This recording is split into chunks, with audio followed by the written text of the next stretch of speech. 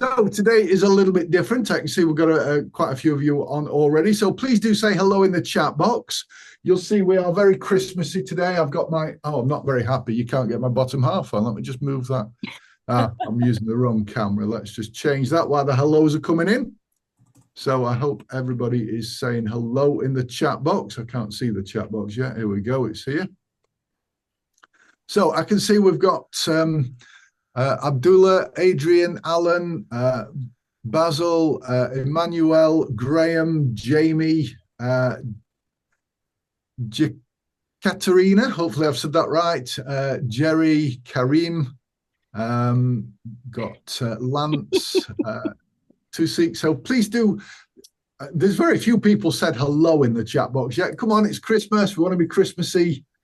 So keep those hellos coming in. As you can see, we've all got our Christmas background. Karim said, hello, Santa Shane and the Elves team. AVN&x. Yes. It's not just my top, by the way. You can't quite see it, but I've got my legs on as well. So we're in the Christmas spirit. But you've not got your polo neck on underneath today.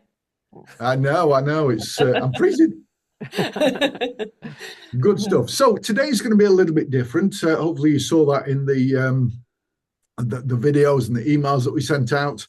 So today is really, we're going to wrap up 2025. Obviously, it's the last session that we're running this year. And so all of the AVN team felt that it would be great to just share some key insights from the year that we've all kind of experienced, whether it's that we've learned, maybe we've watched it on another webinar, a course, whatever it might be. But we just wanted to really quickly wrap up the year by sharing some insights. So we're going to do that. We've got a maximum time limit of 7 minutes each, but we may only take 2 minutes each. So, our intention is, we know Christmas is coming. We know tax return season is looming. You've got other stuff to crack on with. But we want to make this short, sweet, and incredibly valuable for you. Lots of golden nuggets for you. So on that basis, I am going to pass over to Susan. Susan's going to go first and then perhaps pass back on to me.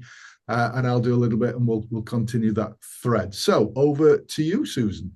Hi, everybody. Really glad you can join us today. I'm not actually in a snowy wood, in case you didn't realise. But anyway, I want to talk about 2025 from a marketing perspective. And I guess the big news, as it's been for a few years now, really is AI.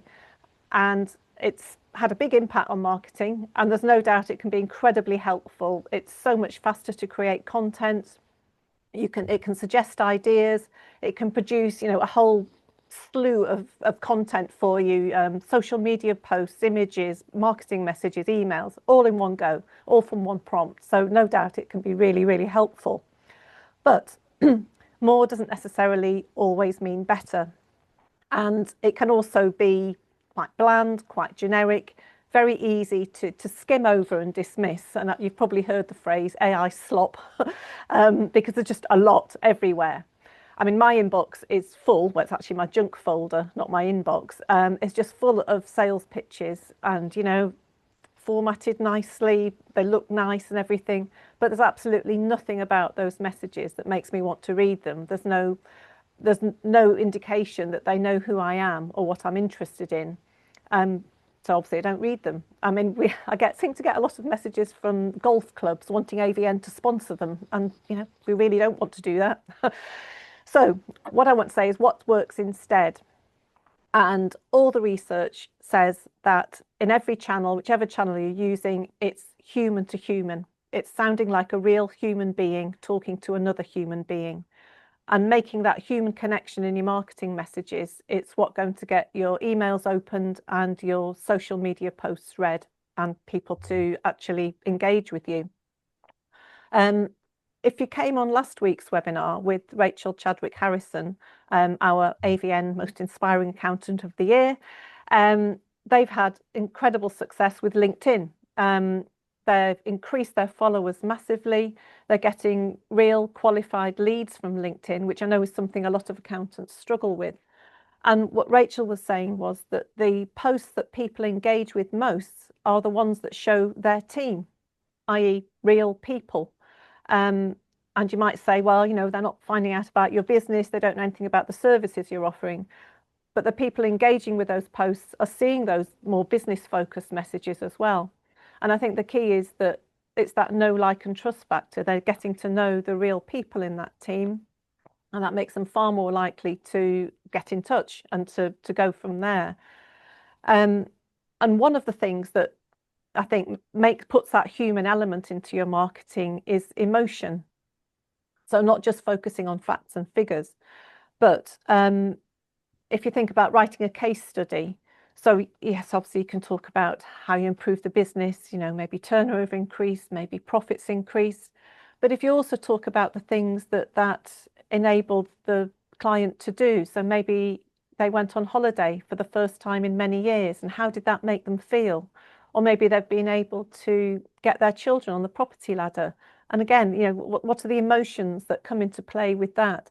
Because I think people really relate to human stories. That's what they remember, not just the facts and figures. And because people buy from people, that's the thing, and that's where the emotions come in. So people buy from people, they buy with emotion, and then they justify it to themselves later. And I was on a webinar recently with a very well-known marketing guru, I suppose I could call him, Phil Barden. And he was telling a story about a client of his who just bought a new car. And the client had created a spreadsheet. He'd listed all the sort of factors that he wanted in a car. And he looked at all the different brands, compared them all, and made a very rational, logical decision. And he ended up buying a BMW. But Phil asked him afterwards, so why did you create the spreadsheet in the first place? And his answer was, oh, I wanted a BMW. So talking about justification there. And I think all of this is really good news if you're an accountant who maybe worries about getting marketing right, because it's often not the top skill that you have as an accountant. And I know many of you are perfectionists. So I think this is great, because you don't have to be that perfect, polished, professional person in your marketing. You can be yourself. That's the great thing, because nobody else can be you. That makes you unique. You're not compared to anybody else. You're just being you. So particularly when it comes to video, and again, I know this is an area a lot of accountants sort of worry about. But the thing is, you don't need a big studio with like professional setup. You can just do a video on your phone, talk as if you're having a conversation. If it helps, have somebody, you know, behind the camera, so it feels natural, you are actually talking to somebody. Or just imagine you're talking to a specific client, and just think that, you know, I don't know, Grace or whoever it is sitting in front of you, and you're just having a chat. As if they were there with you, using the same kind of language that you'd be using if they were there in person. And you don't need sort of fancy intro graphics and logos. I think we've all done that in the past. I know I certainly have set those up before. You just need to launch into it as yourself and say what you want to say, answering those questions that your clients and prospects are asking. So my big tip is to use AI. Use it as your assistant, not your creative director, if you see what I mean. So you can use it to do the research, you can use it to analyse figures, produce reports, all that kind of thing. Get it to produce marketing material, but make sure it understands you and your business. Make sure it understands your target market, the tone of voice that you want to use. Then get it to create some marketing messages, and then ask it to critique what it's written, because a lot of the first draft that AI is producing is bland. It is those bland generic emails and so on. Ask it to critique itself and do another draft, and then keep giving it input into what you think is working, what isn't working. And the more you do that, the more it's going to improve. And if you don't know how to do any of this, I'll put a link in the chat in a minute, which Shane's got an on-demand AI course which shows you how to do a lot of these things and makes it really easy to get that really unique output, that's the word I'm looking for, from AI, not just the ordinary stuff. So yeah, so I think the key is to create marketing that is you, that is a real person, because it's done by a real person. And I think that hopefully will help you cut through all that that AI slop that is coming out from so many other places. I hope that's been helpful. Obviously, if you've got any questions with any of our talks, then please just put them in the chat or in the Q&A. Right, so I'm going to hand over to Shane. Spot on. Well done, Susan. And please, in the chat box, if you found that useful from Susan, please do say so. Yeah, we'll move on to me. So I should have gone first, but then just in true AVN style, just before this webinar started, my computer crashed. So that's why I've come back second now. Yeah, and Susan just put a link onto the AI online course. Actually, the feedback from that has been absolutely incredible. And actually, it's very much linked to what I want to talk about in this session as well. So I have run a lot of AI sessions this year, not just for me, but actually for many of the governing bodies and some external software companies as well that have asked me to deliver some sessions for them. And at the beginning of every single one of these, I have run a bit of a survey just to find out how much accountants are using it, ranging from I've never even touched it to I just use it at home. I use it as a glorified search engine, right through to I'm creating AI agents within it. Give us a flavour in the chat box. What do you think the proportion of accountants are that haven't used AI at all yet? Give us a percentage in the chat box. What do you think it might be? And this is, yeah, I'm probably talking about over 1,000 accountants that I've, probably more than that, to be honest with you, that I've shared this with. So I can see Karim said 89%. Some of you are saying 10%. This is haven't used it at all, by the way.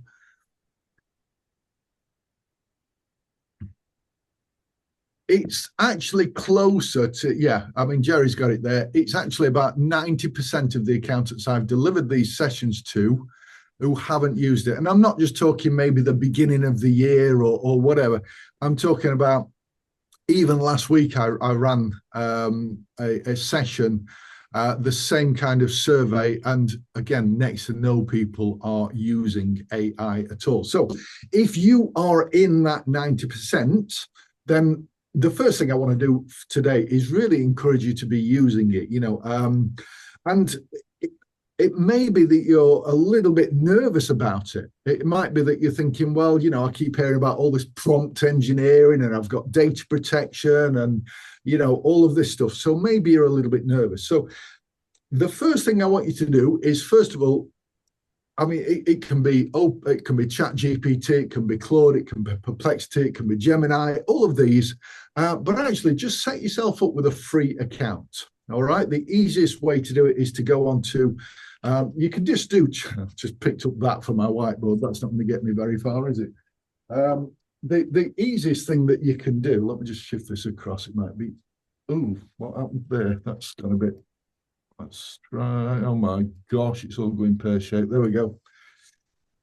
Easiest thing to do is to just go on to chatgpt.com in your website, and it'll just allow you to create a free account. Just have a play and make your first question.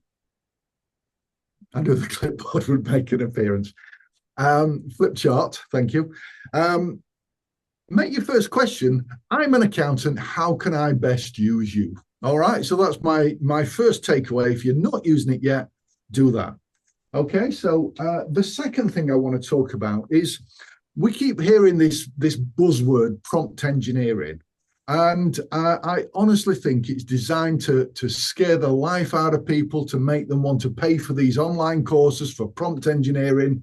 And the reality is, unless you're doing mega complex stuff, maybe you're a software designer or something like that and you're using it, prompt engineering, it's beneficial to use it, but it only needs to be in a very basic form. So I'm just going to give you a few bits and bobs around prompt engineering in this thing.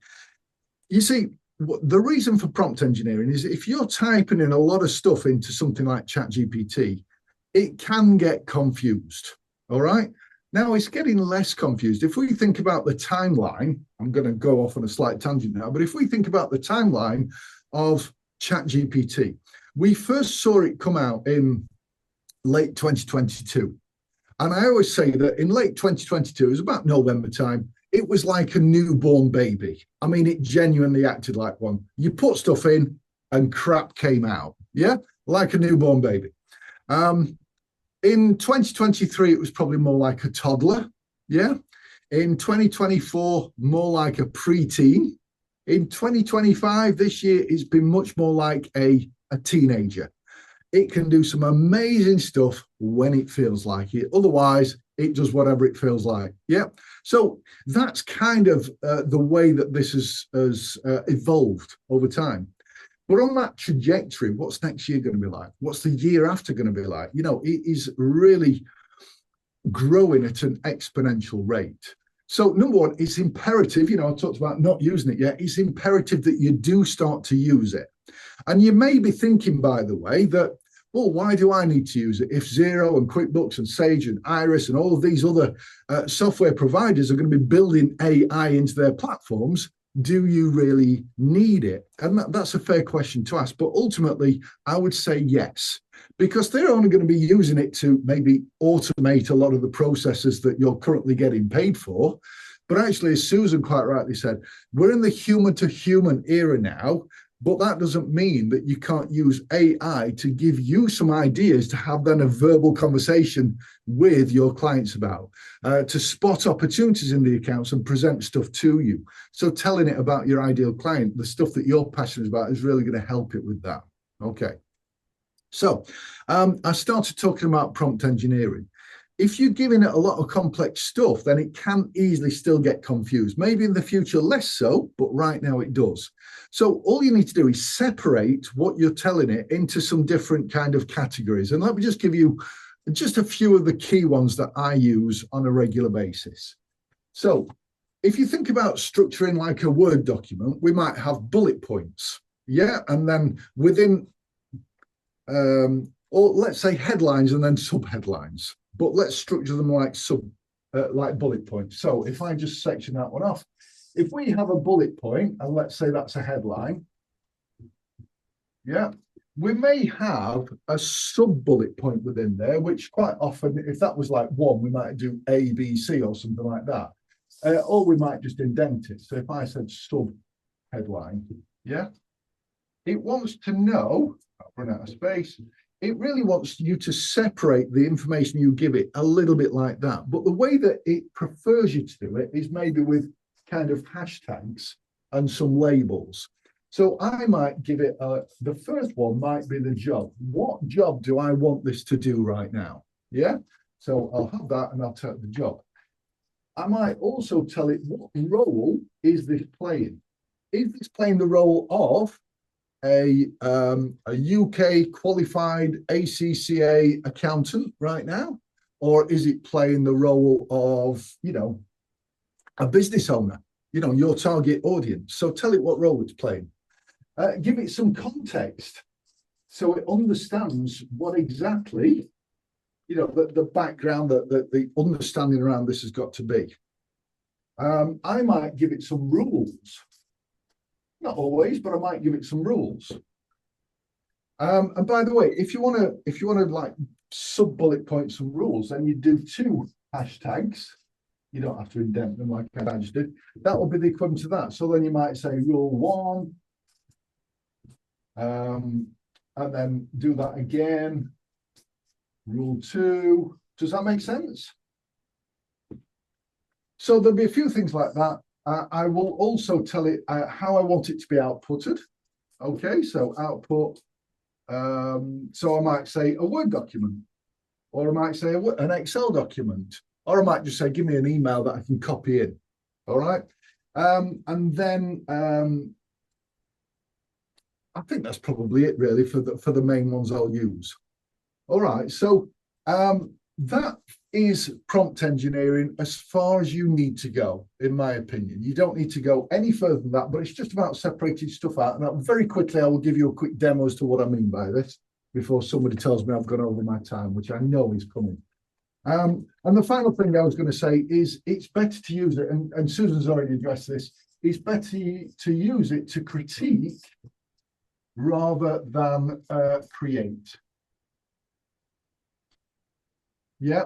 So very quickly, I'm just going to share my screen and give you a very rapid example of that before I pass on to Holly. So let me just clear all this stuff off my screen now that's built up.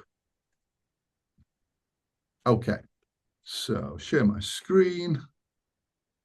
If I go onto here, hopefully you can see my third desktop at the moment. If I pull up a document, now this is just a contrived document. Here we go, pull that here, of an email that you might have drafted out to one of your clients, asking them to get the information in. That's obviously the wrong date for the January deadline. All right, it's a bit of a lengthy email, goes into the reasons why it's so important, exactly what they want, all of that stuff, and it might represent an email that you'd send. Now, if I wanted to critique this, I might just copy something like this in. So let me just go back to here. Just pull that up a little bit. Now, let me just tell you. So I've got a job. Please critique this email. Simple as that. Assume the role of a busy CEO. Let's face it, your clients are busy. I'm a UK accountant, etc. that you're chasing. Give it to me straight. This is the output format. And then the email, I'm just going to copy straight in from that Word document. Now, if we've got a lot, it's often better to bracket the information so it knows that this is all part of that. And then if I just copy that in, normally I would have this on thinking, but if I do thinking, it will take a lot longer. It'll give me a better result, but it'll take a lot longer. So I'm just going to put it on instant for now.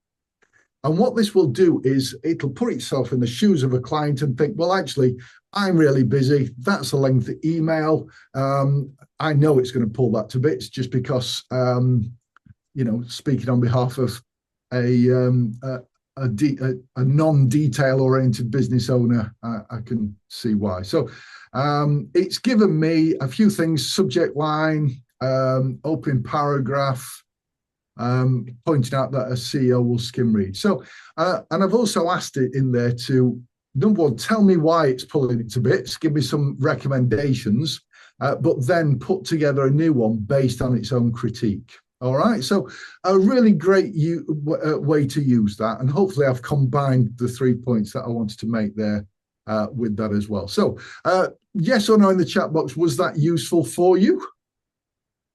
And we've got an alternative one there. I would definitely run this not in instant, but actually in full mode.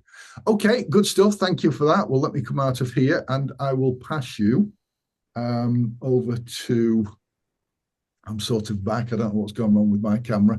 I will now pass you over to Holly, if I can find Holly. I've got lots of stuff on here, and Holly has disappeared. I'm still here. Oh, you're there, you're there, you're there. It's all right. Well, you might be there, but you've disappeared from me. So I'm going to pass you over to Holly now. Thank you, Shane. Yeah, that was really, really interesting, but way over my head. I am using ChatGPT quite a bit now. And I think it is sort of coming in, isn't it, into everything these days. And I think so much about how we communicate now does involve technology and AI. But as Susan was saying earlier, there's still something really powerful about human-to-human connection.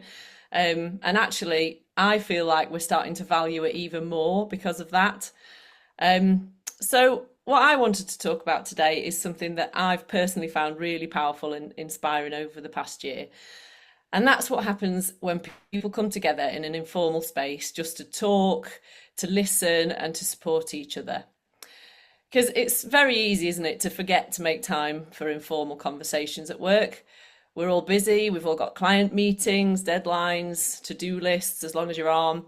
And yet quite often it's those informal chats where there's no agenda, where ideas start to flow and the creativity comes back. Because when you step away from that constant treadmill of doing, it kind of gives your brain some breathing space. And that's often when the new perspectives can appear. So over the past year, I've been hosting our monthly AVN coffee mornings, and they have really shown this in action. So for the next few minutes, I just want to share 5 moments that I think really capture the value of those sessions. So the first one is about solving real challenges together. The first example came from someone who'd been putting lots and lots of effort into their social media. They were posting consistently, sharing useful tips for clients, doing some really engaging content. So they were doing all the right things, but they still weren't getting any inquiries coming from it. And they were starting to wonder if it was all worthwhile. So often when someone brings something like that to something like a coffee morning, they don't know the other people in the room before the session. They're often a bit worried that it might be sort of met with awkward silence. But in my experience over the last year, that's never what happens.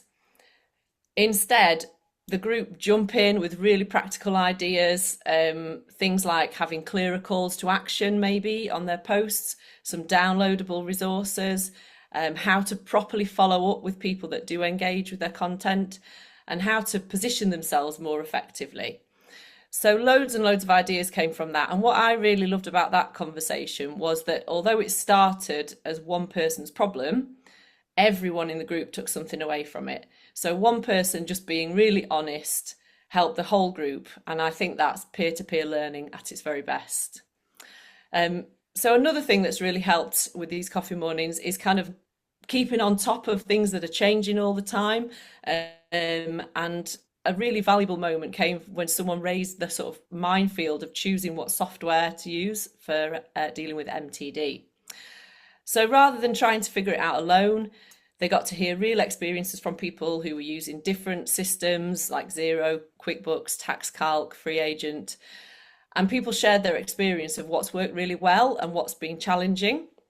So this is the kind of thing that you can't fully get from an article or a webinar, because in the coffee mornings, you can ask the questions that you actually want to ask there and then, and you're learning from lived experience from other people, and it's shared openly without an agenda.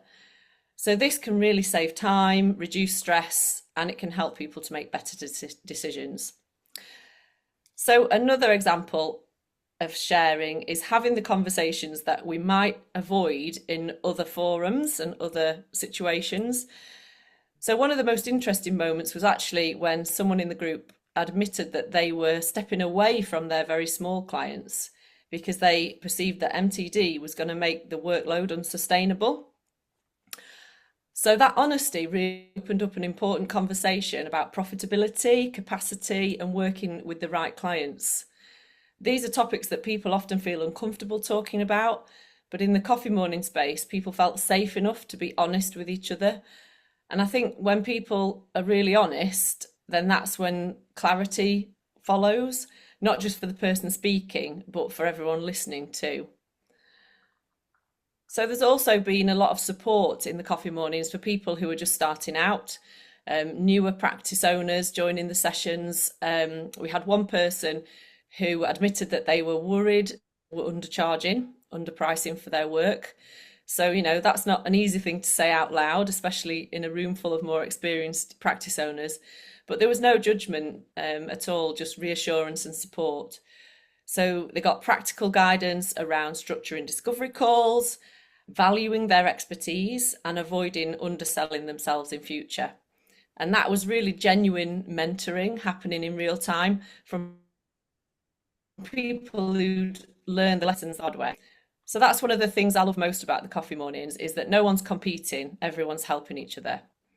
And finally, we've had some real inspiration through people not just coming to the group with questions and challenges that help with, but also people who found something really successful and just wanted to share their story for other people to take inspiration from. So one attendee shared that they'd niched into a specific sector and repositioned their services, and it had dramatically increased their revenue and profit. So that's not something that everyone wants or needs to do, but just hearing stories about what people have done and how it's been successful for them can be really motivating, and they also can spark ideas and show you what's possible. And very often they can reshape how someone thinks about their own model and start people on a path to doing something different. So when one person wins, everybody can learn from that. So those are just 5 moments, but honestly, things like that are happening every single month in the coffee mornings. That's why I love hosting them, because I think accounting can be quite an isolating profession. You're dealing with really fast legislation a lot of the time, changing client expectations, and of course the pressures of running a business.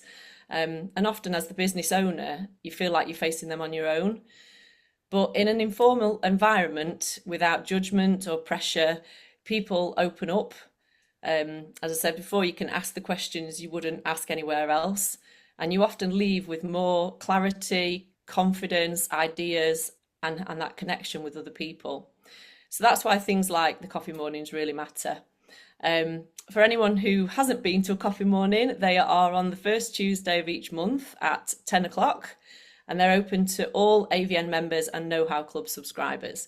So if you are an AVN member or Know-How Club subscriber who's not been to one yet, keep an eye out for the invitation in your emails. And of course, if you're not yet an AVN member or Know-How Club subscriber, please do just get in touch with us, and we'd love to tell you more about how you can become part of the AVN community. So thank you very much, and I will now hand over to Jenny. Thanks, Holly. The fun that people have on the coffee mornings, we get to, I don't tend to attend very many of them, but not only is it the sharing of the challenges and successes, but the feedback is they're just so much fun and enjoyable, and they have such a laugh on them. So yeah, definitely get to those. The 3 things that I want to talk about today, or the 3 things that I've learned that I want to share with you, come from the Profit Improvement Certification course. So we've run 3 of these so far in 2025. We're running some more next year. Now I've been doing business advisory and coaching for more than 25 years now. Originally with business owners, and then moving on to working with accountants. And even with all that experience, I have learned so much by attending and supporting Shane on these events. And so I just want to share sort of 3 little nuggets that I found really powerful. But as well as learning how I can use the skills I've learned on that course, it actually helped me to solve some business challenges that I had as well, by talking with the people in the room and spending a couple of days with them. I got the answers to solve some of my business challenges, so that was fantastic as well. So the 3 things are that the very first one was why you shouldn't ask, for the most part, the question why to your clients. So it's very easy. You're having a chat with a client, you're talking about their goals, their challenges, you're talking about maybe things that they've done or haven't done. And it's very easy to say, well, why didn't that work? Why were you not successful with that? Why didn't you achieve that, do that action? But that can immediately put your clients on the back foot and feel quite negative, and make them sort of quite defensive. So we talked in that session about different ways in which you can phrase those questions. So rather than saying, why didn't you achieve that action? Saying something like, well, what got in the way there? It's gentler, it's more sensitive, it gives the client the opportunity to talk about the challenges that they're facing without being put on the spot and feeling like they've got to sort of, being quite defensive. So think about all the ways in which you can use your questioning skills to get the client to open up rather than to, push them away. So, what got in the way there? How do you think you could have done that differently? Who else could have helped there? So what are the questions that you can ask that are different to the question why?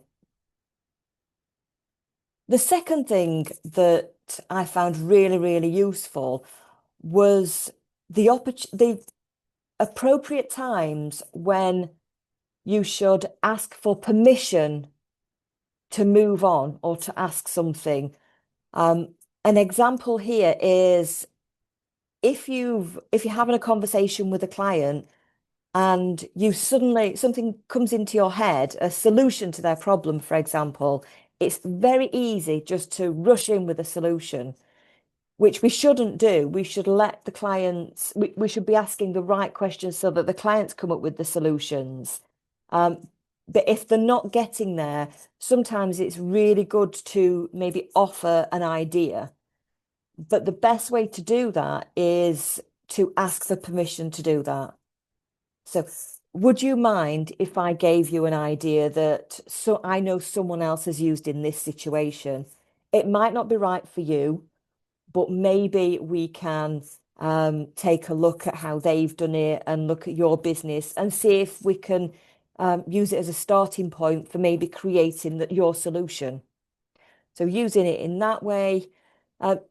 If you want to ask them, if it feels like they're doing something really stupid, and you don't want to say to them, why are you doing that? That's really daft. Maybe you could say something to them. Do you mind if I ask you a stupid question? And then you can say, what are you doing that for? Because they've given you permission to ask that stupid question. So another way to do that. And if you really, really want to delve deep into their challenge, their problem, and you really want to push them, you could maybe say something like, would you give me permission to coach you through this situation? Because I feel that we really need to get to the bottom of it. And by doing that, or, would you give me permission to ask you some really tough questions that are going to be quite hard on you? Once you've got that permission, you can then ask those questions and really sort of delve deep into what the challenges are and help them to get the solution for that. Hopefully there's a few things there that, third thing, nearly missed this one, is the importance of having a structure. So depending on the different reasons why you're going into a meeting with a client, it's important to have a structure to go through that meeting, to ensure that you and the client both get what you want out of it. And you might not have the same structure for all client meetings. You might have a different structure, for example, if you're working with a new client and you want to understand their goals and where they're coming from. That might be a different structure to if you've got an existing client that's coming into you with this really great idea for a new business.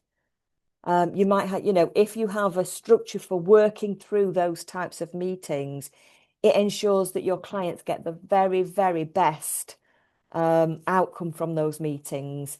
So always make sure that you have the structures in place to be able to do that, and you're not going in there blind and making it up as you go along. I know as accountants, it's very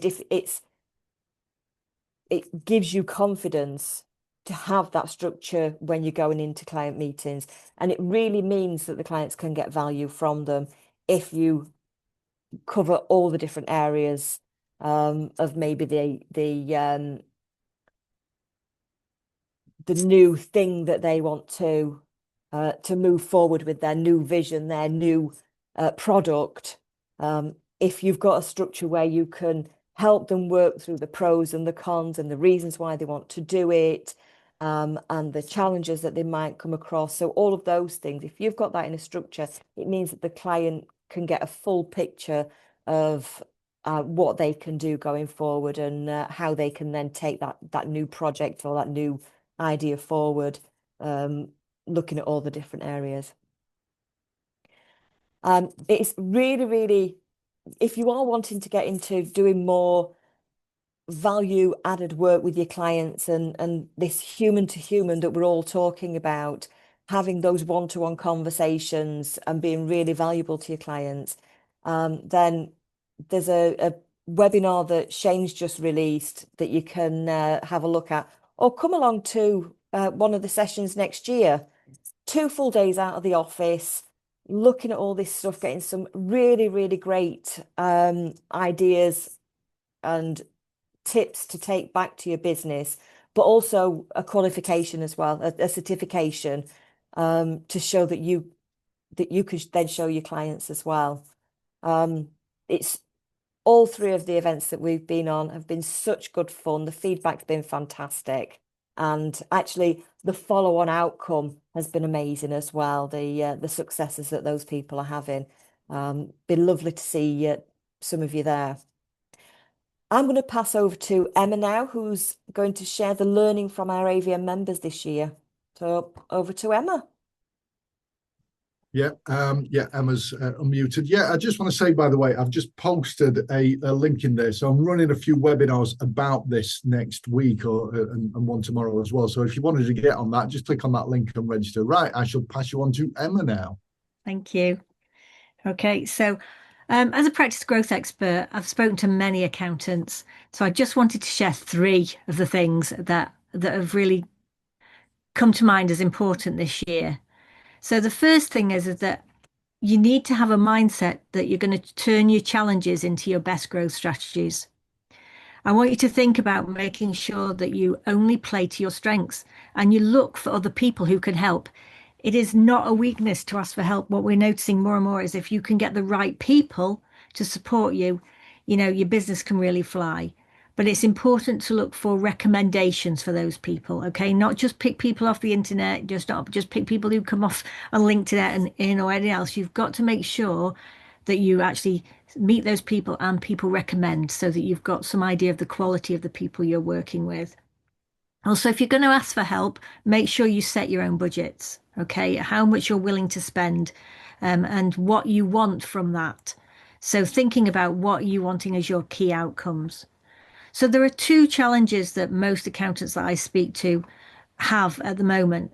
And so these are the things I think you really need to get help for doing. So the first thing is getting more clients. Everybody says I need more clients, of the right type of clients.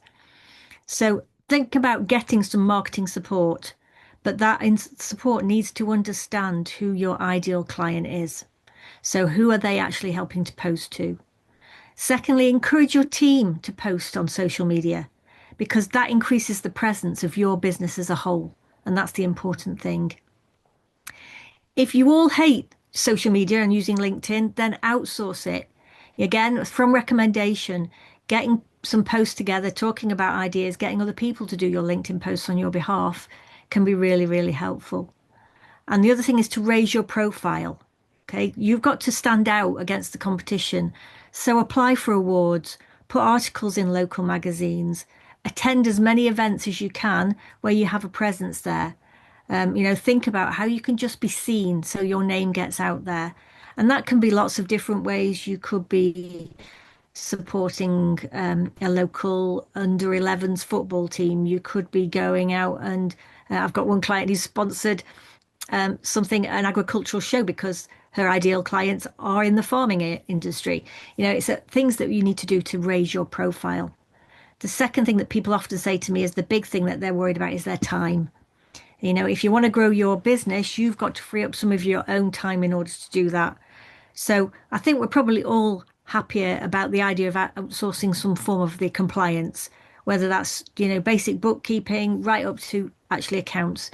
There are lots of companies out there with great reputations. All I would say is don't put all your eggs in one basket, making sure that you've also got a backup plan if anything should happen. The second thing that people complain to me about, which takes up their time, is telephones. So outsource answering the phone. There are lots of virtual assistants out there who can manage your phone and deal with it, perhaps book event meetings with clients into your diary, but also answer some of the frequently asked questions if you train them. And the third thing is emails. Everybody complains about emails. There are millions of them. There are so many tools out there, AI tools out there that will sort your emails for you. And actually, some of them will even draft responses for you to then just edit. So you don't have to think about it so much. But I find if you can do something like that, that has something that manages your emails, so you know that what you've got in your inbox to begin with are things that you really need to look at. And it might sort them for you as like, these are from clients, these are marketing, these are information, these are technical. It can sort all these things for you that just makes your life easier. So that when you plan your day, you've already got some of that work done. The second thing that I've learned about is that there are some really simple things that can improve your profits. So the first thing, does your team know exactly what you've quoted for? If you're sat in front of a client and you've explained all these services you want to do, are they clearly written down, not only for your client, but for your team to see, so that your team are aware of what they are supposed to be doing, and more importantly, aware of the things that they shouldn't be doing or they should be charging for in extra work orders. I've seen people's profits go up massively just by spotting that, getting their team to spot all the things that they're actually doing for free. And also, just when you're thinking about that and you're thinking about charging for things, don't assume that your clients will be against paying more. Everything is going up. Lots of people expect actually your fees to be going up. So, please assume that they'll be happy with it, as opposed to assuming that they're going to argue, because majority of clients don't argue about it. Also, don't assume that clients will be against paying for MTD. What I'm seeing, a lot of accountants will go and explain that this is something that, you have to do, but actually you can make it beneficial to them. You've seen that we've done webinars about this in the past, so go and have a look about explaining that value price equation. Those webinars, again, are on the Know How Club. And lastly, I want to make sure that you ensure your success by measuring your own numbers. So I want you to make sure that, do you leave your management accounts until last? Do they even get done? So what gets in the way of that? What would you tell a client if they didn't know their management accounts? They didn't know their monthly numbers. How can you make decisions on the development of your business if you don't know those key numbers? This is what we're trying to tell our clients, so live it yourself. So if nothing else, do your management accounts, but also start measuring some other key performance indicators. What are the things that actually will drive you towards your goals?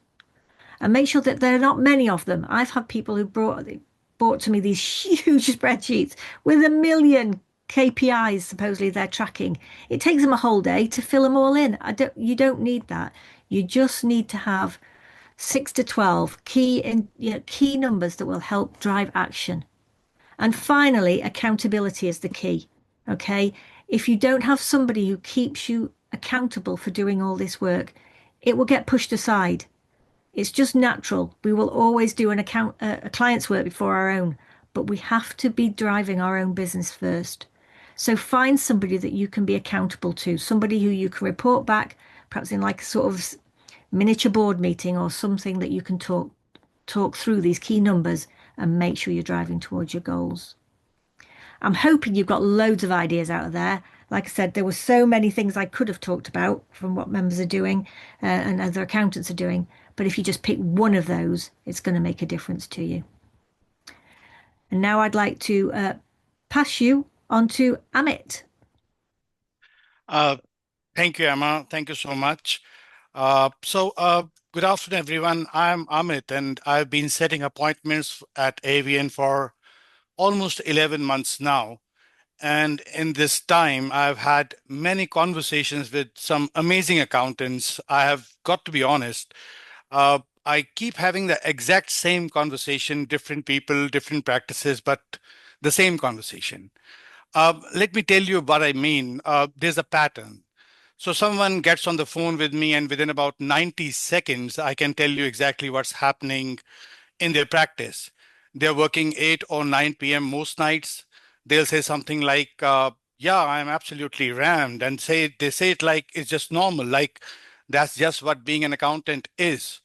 Or they'll tell me, I know I need to sort my pricing out, or I really need to sack that nightmare client, or I should probably hire someone.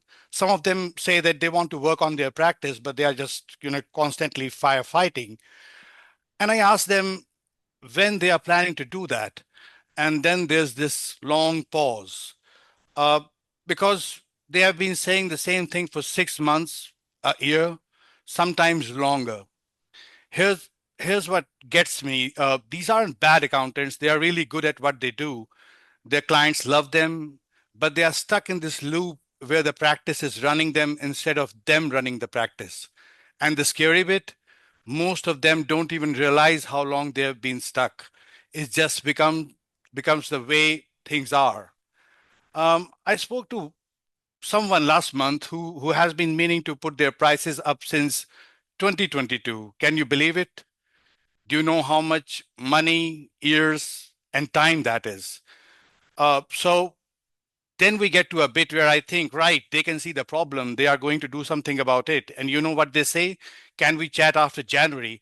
Every single time, this is what I hear. After January, after busy season, after I've sorted this client out, and after, and it goes on. And look, I'm not having a go. January is just mad. I know that. And here's what I've learned. There's no after. There's just another before something else. Because what happens in February, now we are into year ends. What happens in April, self-assessment extensions. July, let's pick this up in September, October, well, January is coming up. So it's like a weird calendar of reasons why now not's the time. But can I tell you what I've never heard? I've never called someone back 6 months later and heard them say, I'm so glad I waited, not even once. So here's the bit that actually matters. The accountants I speak to who have actually changed their practice this year, and I mean properly changed it, not just talked about it, they all did the same thing.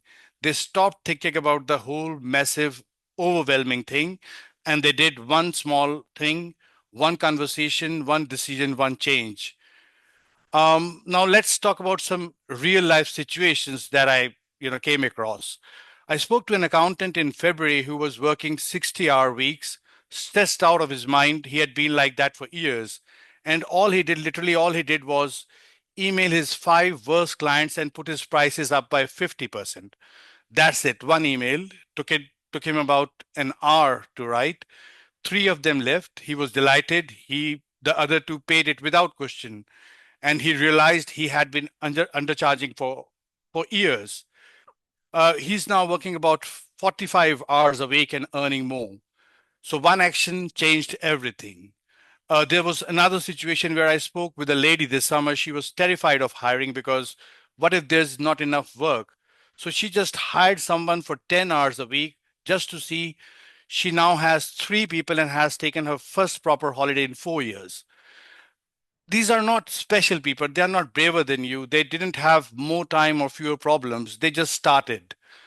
So I want you to do something uncomfortable right now. Think about the thing you have been putting off. Don't deflect. Don't tell yourself you'll think about it later. You know what it is. It is the thing that popped into your head the moment I said the sentence. Maybe it's pricing. Maybe it's the client who makes you dread Monday mornings. Maybe it's hiring. Maybe it's just admitting that this isn't sustainable anymore. Now ask yourself, if you don't do it now, when will you do it? And what's the cost of waiting? Here's what I've learned from 11 months of being on calls people tend to avoid. The accountants who are genuinely happy and not just putting up a brave face, they are not the ones who waited the perfect timing. They are the ones who just started. So in the end, I just want to say, I know 2025 has been tough for a lot of you. I hear it every day in these conversations, but I've also seen what's possible when accountants decide they have had being enough of being stuck, and it's genuinely inspiring. So maybe 2026 could be different, not because you've got a massive plan or because everything is suddenly going to be perfect, but just because you decided to take that one step. whatever that thing is that you have been putting off, maybe this is the year you finally do it. Thank you so much. I hope you all have a great Christmas. I'll now pass this back to Shane. Wow, and can I just say that that is the first time Amit has spoken on a webinar, and I thought that was absolutely amazing. Well done, Amit. That's why I put us all on. Please do congratulate Amit in the chat box as well. Fantastic. Well done. I'm really, really thrilled about that. Fantastic stuff. Okay, and yeah, and some brilliant comments coming into the chat box as well. Okay, well, look, I think really that's all we've got time for today. I think it's been a fantastic session. I hope you'll agree. Lots of great comments coming to the chat box as well. Well done, everybody. Really, really good golden nuggets coming from everybody there as well. So thank you, everybody. And I'd just like to say on behalf of us all as well, I hope you all have a wonderful Christmas. I hope you get to take a break between Christmas and New Year, and that the January season isn't too stressful for you. And I wish you an amazing 2026. And look, you know, taking a leaf from what Amit's just said as well, why don't you use 2026 to make that one step into a better direction? Sorry, now maybe to take 2026 into a better direction. I've just popped in our link to book a call. Why don't you make that one little step, booking a call with somebody in our team and just having a conversation about how things could be better for you? Now that's rapidly disappearing off the chat box, but just scroll back for it. Just click that, book yourself in with a call, and we can look at how 2026 might be better for you. Right. Thank you, everybody. Thank you for the wonderful comments in the chat box as well. Very much appreciated. All the best to you all. Hope you have a fantastic Christmas. Bye-bye. Merry Christmas.